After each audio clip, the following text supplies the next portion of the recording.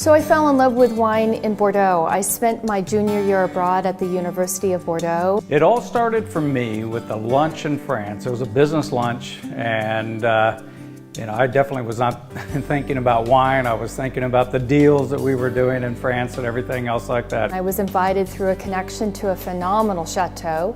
Literally walked down this long driveway, knocked on the door, and it was Chateau Haut-Brion, one of the greatest wine chateaus in the world. I couldn't get over the whole time is just how good the fish tasted paired with the wine. And I fell in love with wine that day in November in Bordeaux. We both had spent many years overseas. We were both in international business.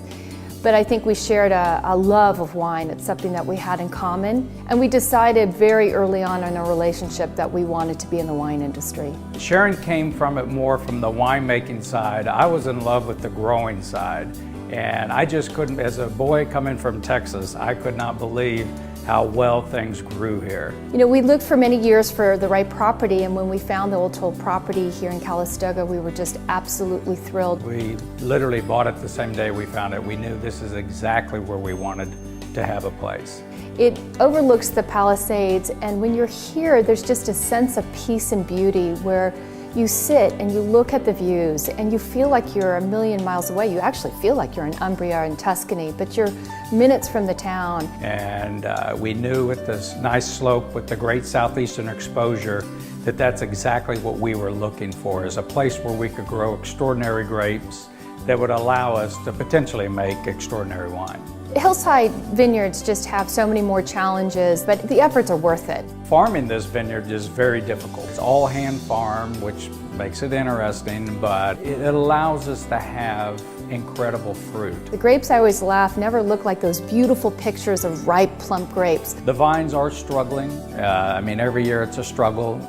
We definitely deficit water them, so just as little irrigation as possible. The berries themselves are very small. There's lots of aeration around the berries. We don't want big, fat, happy berries. We want the small berries that gives us the best skin to juice ratio that allows us to make the best wine we possibly can. A Rarecat is actually a woman of magnificent beauty, but it really means a rare beauty. And really our goal with Rarecat, or the wines that we wanted to make, were to make small production, exquisite wines, wines with complex aromas, wines with gorgeous texture in the mouth, wines that had a regal balance to them. And that's our goal, is to make rare beauties. We make 3 wines under Rarecat. This is our Sauvignon Blanc. It's our 2009 vintage and our first release. The Rarecat Sauvignon Blanc is made in a Bordeaux style, which means that it's barrel fermented in neutral French oaks, stirred sur lees to give it a wonderful mouthfeel.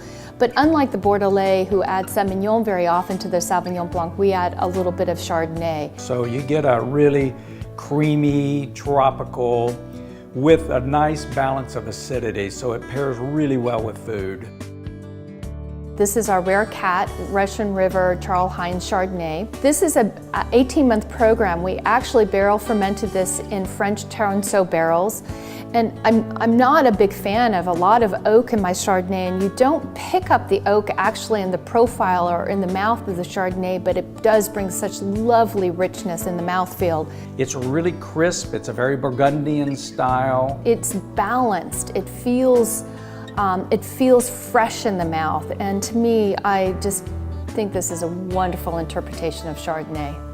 The Rarecat Cabernet is from our Old Toll Road Hillside Vineyard. It's about 85% Cabernet with the Petit Verdot and Cab Franc as the rest. It's a dark, inky color.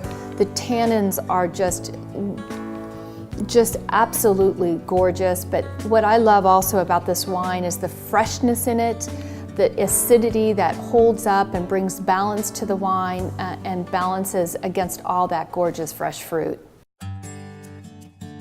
You know, the guiding principles for Rarecat are really clear. We want to make exquisite wines, and what we mean by that is wines with aromatics, deep, rich aromatics, beautiful mouthfeel, regal balance in the mouth. And when we were studying wines in Bordeaux, it was very interesting that one of the most important things we learned is you have to know what you want to make before you can make it.